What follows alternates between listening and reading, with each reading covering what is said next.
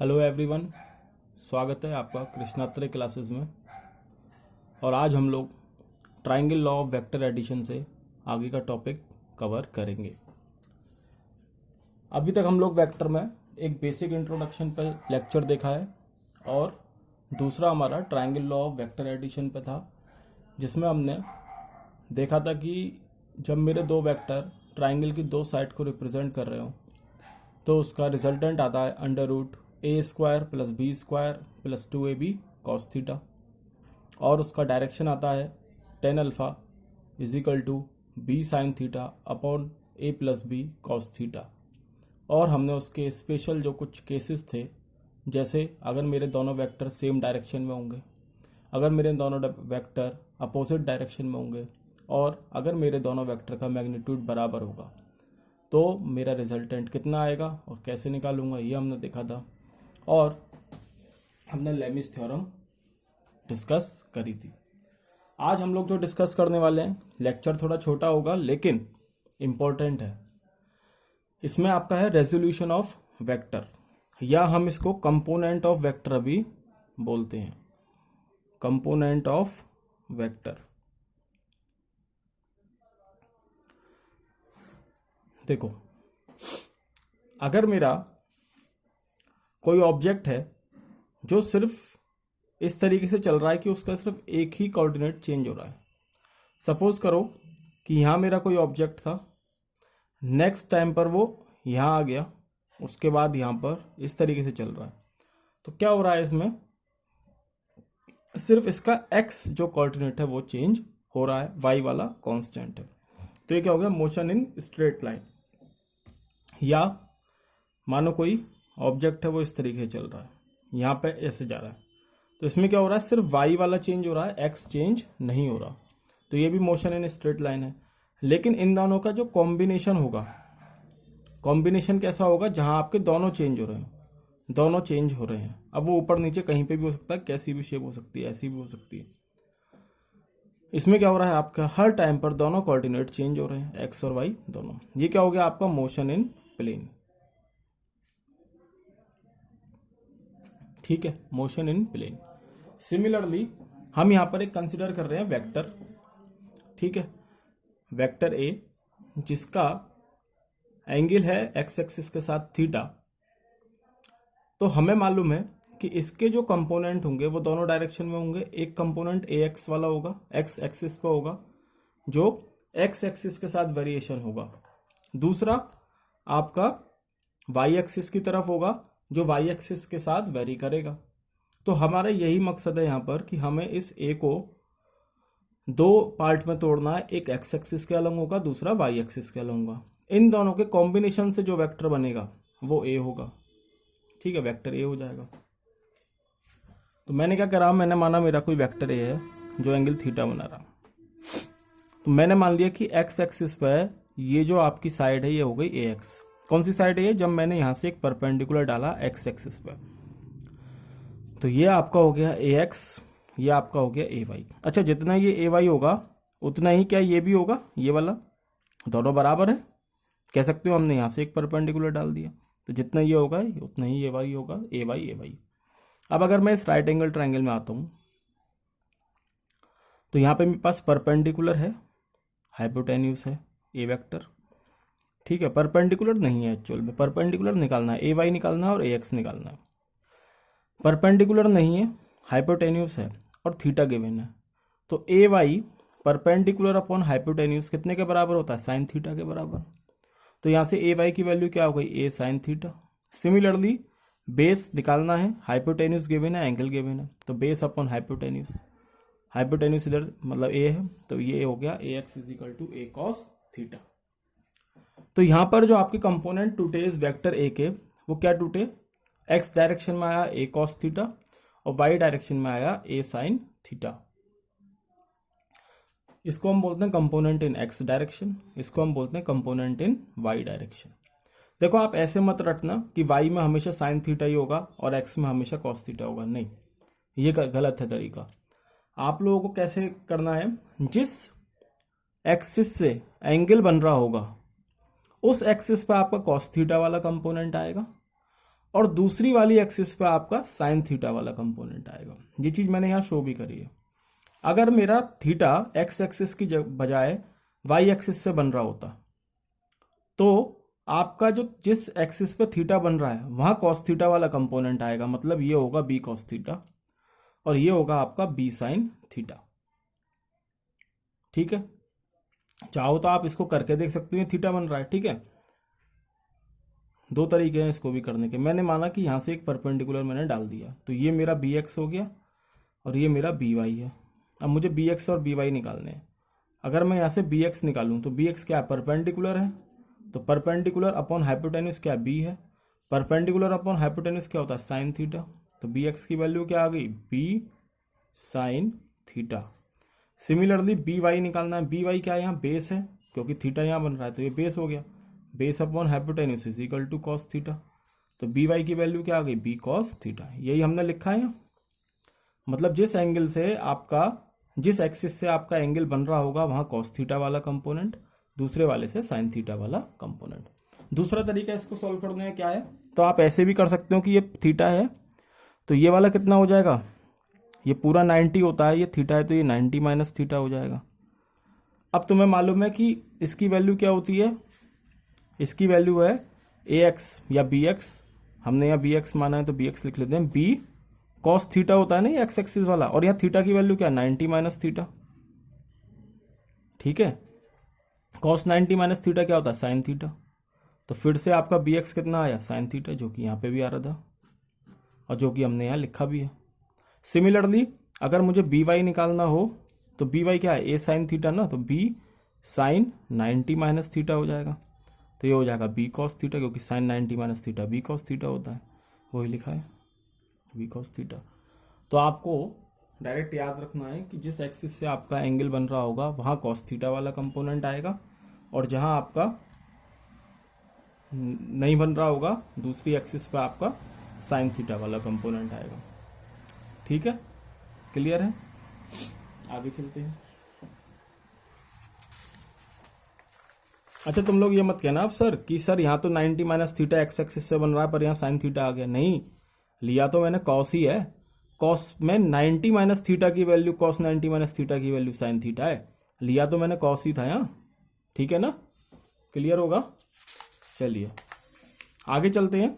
एक छोटा सा topic, parallelogram law of vector addition. असल में छोटा नहीं है, लेकिन हम लोग triangle law of vector addition discuss कर चुके हैं पहले। तो मैं सिर्फ तुम लोगों को यहाँ ये बताऊंगा कि triangle law of vector addition और parallelogram law of vector addition में ज्यादा फर्क नहीं है। उसके डेरिवेशन में, स्टेटमेंट में और उसकी कंडीशंस में बहुत फर्क है, लेकिन डेरिवेशन में कोई भी फर्क नहीं है। क्या बोलता है parallelogram law of vector addition? Parallelogram law of vector addition ये बोलता है कि अगर मेरे दो वेक्टर किसी पैरेललोग्राम की दो एडजेसेंट साइड को शो कर रहे हो, एडजेसेंट साइड मतलब लगातार वाली साइड। मानो कि एक वेक्टर ये है, वेक्टर ए, और ये है वेक्टर बी। ठीक है, और ये बोल रहा है अगर मेरे दो वेक्टर पैरेललोग्राम की दो एडजेसेंट साइड को शो कर रहे हो तो इनका जो रिजल्टेंट होगा ना, इनका जो रिजल्टेंट होगा उसको मैं, वो किससे शो होगा, पैरेललोग्राम के डायगोनल से शो होगा। ये आपका parallelogram law of vector addition बोलती है। समझ में आया? ये आपकी parallelogram law of vector addition हो गई। क्या कहती है कि अगर मेरे दो वेक्टर पैरेललोग्राम की दो एडजेसेंट साइड को शो कर रहे हो, मतलब दोनों वेक्टर के बीच में कितना एंगल, थीटा एंगल हो गया, तो जो पैरेललोग्राम का डायगोनल होगा वो आपका इन दोनों वेक्टर का रिजल्टेंट शो करेगा। और कहां से होगा ये पैरेललोग्राम? उसी पॉइंट से निकल जनरेट होगा जहां से आपके दोनों वेक्टर ड्रॉ हो रहे होंगे, सेम पॉइंट से। और ये रिजल्टेंट का एंगल कितना होगा वेक्टर के साथ, हमने कितना माना था, अल्फा। अब देखो पैरेललोग्राम है तो अपोजिट साइड इक्वलेंट पैरेलल होंगी, तो मतलब ये भी बी वेक्टर हो गया। अब अगर मैं यहां से एक परपेंडिकुलर डाल दूं और इसको आगे एक्सटेंड कर दूं तो ये एंगल कितना हो जाएगा? देखो दोनों साइड पैरेलल है ना, तो कितना एंगल है यहाँ, थीटा, तो ये भी कितना हो जाएगा, थीटा हो जाएगा। क्यों? करस्पॉन्डिंग एंगल हो गया। अभी अभी हमने कंपोनेंट तोड़ना सीखा, तो जिस एक्सिस के साथ थीटा बन रहा है वो कौन सा एंगल आएगा, वहां कॉस थीटा वाला कंपोनेंट आएगा। तो ये हो जाएगा बी कॉस थीटा, और दूसरी एक्सिस पे कितना आ जाएगा बी साइन थीटा, तो ये हो गया बी साइन थीटा। सेम वही चीज बन गई। अब देखो इस ट्राइंगल को, यहाँ पर ये ट्राइंगल सेम वही चीज है जो कल हमने triangle law of vector addition में कंसीडर करी थी। देखो ये वाली, देखो ये वही ट्राइंगल बन रहा है, ये यहाँ मैंने और क्लियर बना रखा है, तो वही ट्राइंगल बन रहा है। तो आपको आप इसका डेरिवेशन सिमिलर उसी तरीके से कर सकते हो जैसे आपने triangle law of vector addition का करा था। कैसे? आप देखो कंपोनेंट यहाँ टूट गए, कल तो मैं कंपोनेंट नहीं आता था, तो मैंने क्या करा था, छोटे वाले ट्राइंगल में तुम्हें ले गया और वहां साइन थीटा और कॉस थीटा की वैल्यू निकलवाई थी। लेकिन आज हम लोग पहले ही कंपोनेंट करना सीख चुके हैं, तो हमने यहाँ डायरेक्ट लिखा है जहां एंगल बन रहा है वो कॉस थीटा वाला कंपोनेंट आ गया, जहां एंगल नहीं बन रहा दूसरी वाली एक्सिस पर, देखो असल में यहाँ आएगा बी साइन थीटा, लेकिन ये और ये वाला बराबर होगा तो हमने इसको डायरेक्ट बी साइन थीटा लिख दिया। अब क्या करोगे तुम लोग, इस बड़े वाले ट्राइंगल में जाओगे, राइट एंगल ट्राइंगल में, और यहाँ पे पाइथागोरस थ्योरम लगा दोगे। ओ क्यू का square is equal to O E का स्क्वायर प्लस क्यू ई का स्क्वायर। ओ क्यू की जगह आपका आर स्क्वायर आ जाएगा, ओ ई की जगह A plus B cos theta का होल स्क्वायर हो जाएगा, और ई क्यू की जगह आपका बी साइन थीटा का स्क्वायर आ जाएगा, जैसे कल triangle law of vector addition में करा था। अगर याद नहीं है या समझ में नहीं आया तो आप एक बार और उस लेक्चर को देख सकते हैं, triangle law of vector addition वाले को, जिसमें हमने ये डेरिवेशन करा था। सिमिलर वही ट्राइंगल बन रहा है। एक बार मैं फिर बता देता हूं, parallelogram law of vector addition, ये लॉ ये बोलती है कि अगर मेरे दो वेक्टर किसी पैरेललोग्राम की दो एडजेसेंट साइड को शो कर रहे हैं जो कि सेम पॉइंट से ड्रॉ हो रही हैं, तो इस पैरेललोग्राम का जो डायगोनल होगा वो आपका इन दोनों वेक्टर के रिजल्टेंट को शो करेगा, और ये डायगोनल उसी पॉइंट से ड्रॉ हो रहा होगा जहां से आपके दोनों वेक्टर ड्रॉ हो रहे हैं। ये वेक्टर थे दोनों और यहीं से डायगोनल जा रहा था, तो यहां से आपका सेम रिजल्ट आएगा, R is equal to under root A square plus B square plus 2ab cos theta, और टेन अल्फा की वैल्यू हो जाएगी B sine theta upon A plus B cos theta. ठीक है, अगर डेरिवेशन में किसी को कहीं दिक्कत आती तो कमेंट बॉक्स में आप कमेंट कर सकते हैं, मैं इसको करवा भी दूंगा। लेकिन अभी हम लोग चलते हैं आगे। ठीक है, नेक्स्ट टॉपिक है हम लोगों का ऑर्थोगोनल यूनिट वेक्टर। तो मैंने तुम लोगों को बेसिक इंट्रोडक्शन जो चैप्टर था वेक्टर का, उसमें यूनिट वेक्टर के बारे में बताया था। क्या बताया था कि यूनिट वेक्टर वो वेक्टर होते हैं जिसका मैग्नीट्यूड 1 होता है और उसके पास डायरेक्शन होती है। ठीक है, और क्या बताया था मैंने यूनिट वेक्टर का यूज, यूनिट वेक्टर वहां यूज होते हैं जहां पर मेरे पास वेक्टर का सिर्फ मैग्नीट्यूड मौजूद है, डायरेक्शन मुझे नहीं मालूम, तो मैं यूनिट वेक्टर से उसको मल्टीप्लाई कर दूंगा उसके मैग्नीट्यूड को, तो मुझे पूरा वेक्टर मिल जाएगा, मैग्नीट्यूड भी प्लस उसका डायरेक्शन भी। अब यहां आपके आते हैं orthogonal unit vector. Orthogonal unit vector क्या होते हैं आपके, एक्स एक्सिस, वाई एक्सिस और जेड एक्सिस के अलोंग हम कुछ यूनिट वेक्टर मानते हैं। ठीक है, मतलब ये स्टैंडर्ड है, देखो इस तरीके से होती हैं तीनों एक्सिस, जिसको मैं ऐसे ड्रॉ कर रहा हूं, ये ऐसी होती है, एक्स वाई एंड जेड। तो हम मानते हैं कि ये क्या है, तीनों वेक्टर एक दूसरे के परपेंडिकुलर है, क्योंकि ये एक्सिस परपेंडिकुलर है, इसलिए हम इनको ऑर्थोगोनल बोल रहे हैं। यूनिट क्यों बोल रहे हैं, क्योंकि इनका मैग्नीट्यूड 1 है, तो ऑर्थोगोनल यूनिट वेक्टर्स। तो ये जो ऑर्थोगोनल यूनिट वेक्टर्स होते हैं, इसमें आपका जो आई कैप है, आई कैप वो एक्स एक्सिस के अलोंग होता है, जो जे कैप है वो वाई एक्सिस के अलोंग होता है, और जो के कैप है वो जेड एक्सिस के अलोंग होता है। मतलब अगर आपको कहीं वेक्टर लिखा मिलता है इस तरीके से, ए एक्स आई कैप प्लस ए वाई जे कैप प्लस ए जेड के कैप, तो इसमें आपको क्या समझ में आ रहा है कि जो ए एक्स वाला है ना कंपोनेंट वेक्टर का, वो एक्स डायरेक्शन में क्योंकि आई लगा हुआ है उस पर, ए वाई वाला जे डायरेक्शन में, सॉरी वाई डायरेक्शन में क्योंकि जे कैप लगा है, और ए जेड वाला जेड डायरेक्शन में क्योंकि उस पर के कैप लगा है। इस बात को समझो कि अगर यहाँ तो मैंने ए एक्स ए वाई ए जेड लिख रखा है, अगर मैं इसको ऐसे भी लिखूँ ना, A Z I cap, A X J cap और ए वाई के कैप, तो इसमें भी आपको जो आप इस वालों को देख के नहीं पहचानोगे, नहीं, इसको देख के मत कहना कि ये एक्स में, ये जेड में, ये वाई में, नहीं नहीं नहीं, आप इनको देखो, ये जो यूनिट वेक्टर यहाँ लगे हुए हैं, ए जेड वाला एक्स डायरेक्शन में क्योंकि आई कैप लगा है, ए एक्स वाला जे डायरेक्शन में क्योंकि जे कैप लगा है, और ए वाई वाला जेड डायरेक्शन में क्योंकि के कैप लगा हुआ है। वो तो सिंपल करने के लिए हमने ए एक्स ए वाई ए जेड ही नाम दे दिया इनको। वरना डायरेक्शन हमें यहाँ से मालूम पड़ेगी, यूनिट वेक्टर जो यहाँ पे लगे हुए हैं। ठीक है, अगर 2D की बात करेंगे तो 2D में क्या होता है, सिर्फ 2 डायमेंशन वेरी करती हैं, तो हमने ax i cap plus ay j cap ले लिया, इसको यहाँ से हटा दिया। अब क्वेश्चन ये है कि मैं इनको एडिशन कैसे करूँगा। अगर मेरे पास 2 वेक्टर गिवन है, मान लो ax i plus ay j cap plus bx i plus by j cap, तो इनका एडिशन कैसे होगा। तो अगर मुझे इन दोनों का रिजल्टेंट निकालना तो हमें मालूम है a vector plus b vector होता है।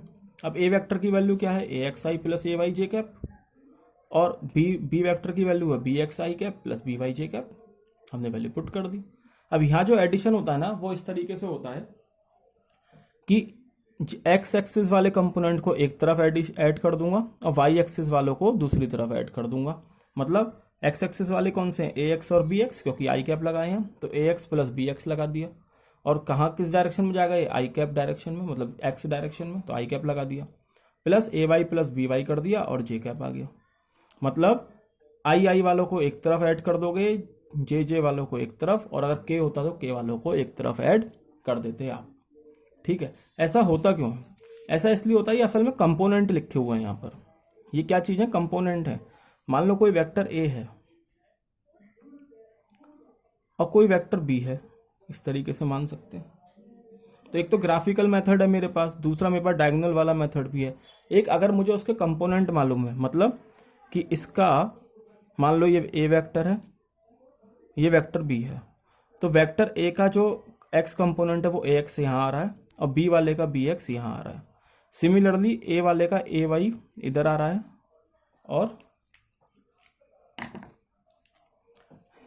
बी वाई इधर आ रहा है। तो क्या करोगे आप, इनको डायरेक्टली ऐड कर सकते हो, ए एक्स बी एक्स को ऐड कर दो और बी ए वाई बी वाई को ऐड कर दो, तो इनका रिजल्टेंट आ जाएगा, वो क्या आ जाएगा, इनका रिजल्टेंट, इस तरीके से। ठीक है, तो इस तरीके से आपके डायरेक्टली ऐड हो जाते हैं। आई कैप वालों को एक तरफ ऐड कर दो, जे कैप वालों को एक तरफ ऐड कर दो, आपका आंसर आ जाएगा।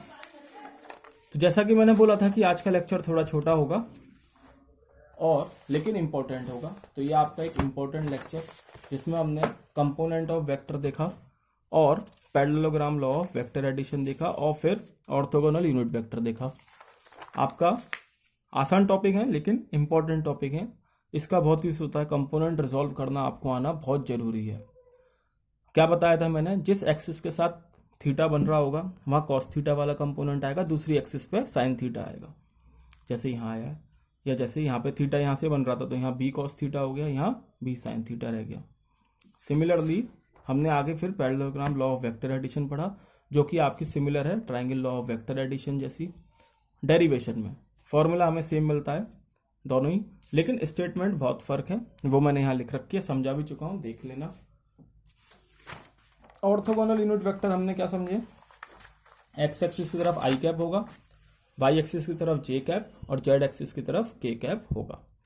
वेक्टर एडिशन कैसे करोगे, तो आप आई कैप वालों को एक साइड ऐड कर दो, जे कैप वालों को एक तरफ ऐड कर दो, आपका रिजल्टेंट आ जाएगा। ठीक है, तो ये है आपका आज एक लेक्चर जिसमें resolution of parallelogram law of vector addition हमने डिस्कस करा। अगर वीडियो पसंद आया तो लाइक करें, चैनल को सब्सक्राइब करें, कमेंट करें, शेयर करें। ओके, और घर पर रहें, स्वस्थ रहें। धन्यवाद।